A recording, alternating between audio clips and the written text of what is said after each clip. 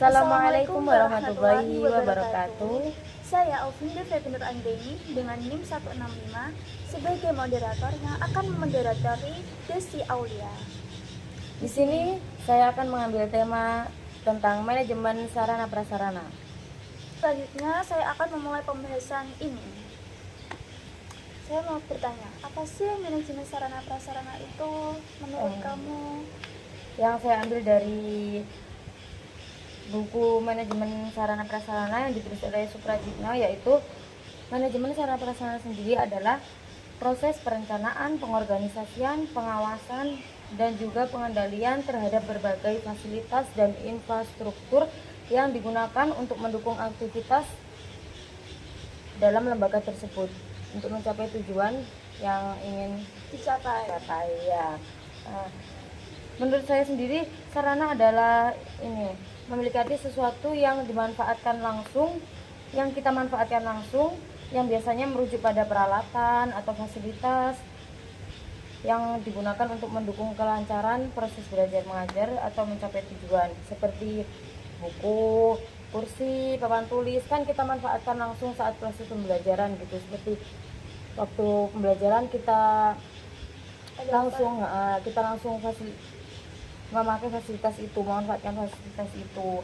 Sedangkan prasarana sendiri adalah sesuatu yang tidak dimanfaatkan secara langsung atau biasanya tuh yang mendukung agar sarana dapat digunakan secara optimal, seperti adanya bangunan sekolah atau gedung sekolah, kan harus ada itu baru kita bisa memanfaatkan sarana yang ada di lembaga, seperti halaman sekolah dan juga lapangan dan juga tempat parkir yang biasanya kita gunakan untuk parkir mobil gitu. Ya, seperti itu.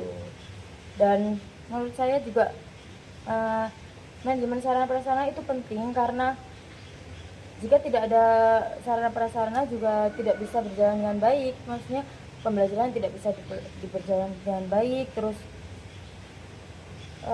untuk mencapai tujuan lembaga juga menjadi susah. Jadi memang sangat dibutuhkan menurut saya manajemen sarana prasarana dan juga sarana prasarana sendiri yang untuk diadakan di suatu lembaga itu. Ya. Jadi manajemen sarana prasarana itu perencanaan, pengorganisasian, pengawasan, pengendalian, dan untuk mencapai suatu tujuan gitu.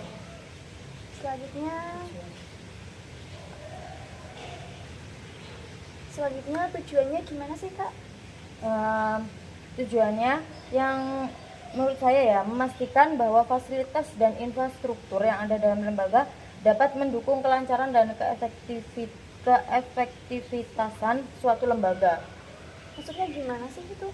Seperti kayak memastikan bahwa fasilitas dan infrastruktur yang ada di lembaga itu dapat mendukung kelancaran, dapat membantu untuk memudahkan dalam pembelajaran. Ya, untuk suatu lembaga untuk mencapai tujuan.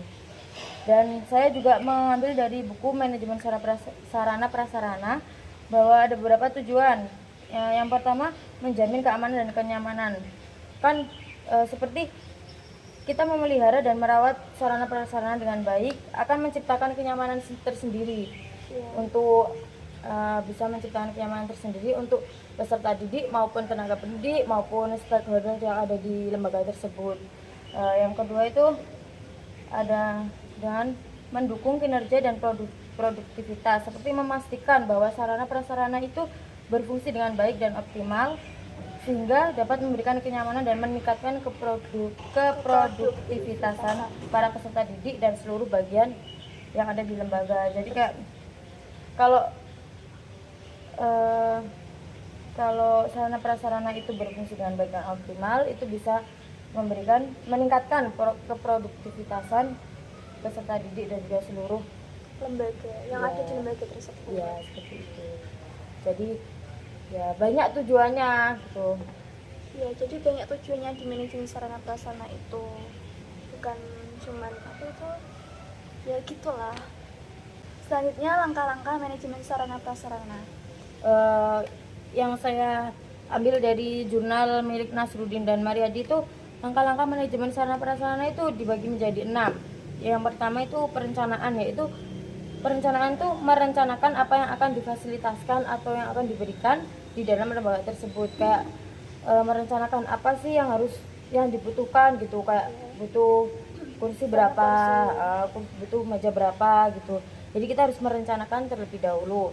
Terus yang kedua itu ada pengadaan, yaitu pengadaan itu menyediakan atau menetapkan fasilitas untuk yang diberikan untuk lembaga.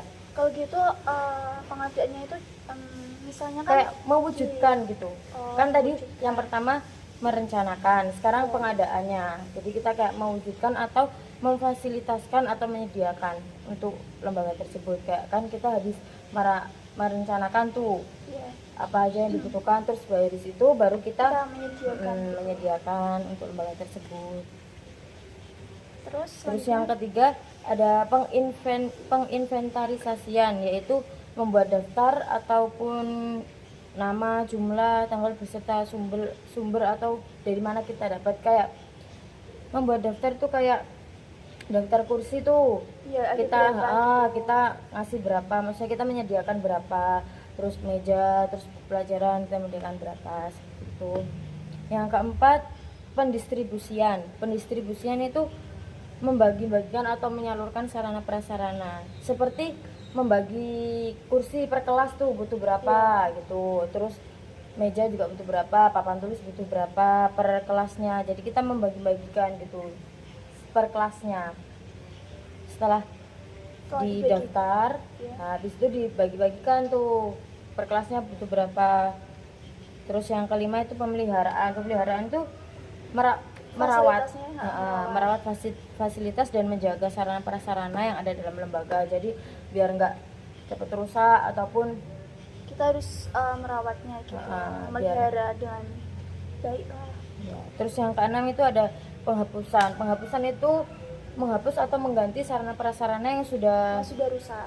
yang sudah waktunya untuk diganti. Kayak Iya. oh ini kursi udah rusak, jadi kita itu ganti, mejanya udah gini, papanya udah banyak yang ini, jadi diganti gitu. Jadi ada 6 langkah-langkah dalam manajemen sarana prasarana itu tadi. Yang pertama adalah Perencanaan, yang kedua pengadaan, yang ketiga penginventarisasian, yang yang keempat pendistribusian, yang kelima pemeliharaan, dan yang terakhir adalah penghapusan. penghapusan. Jadi Seperti itu langkah-langkahnya ya. Sekian dari kami. kami. Wassalamualaikum warahmatullahi wabarakatuh. Dadah.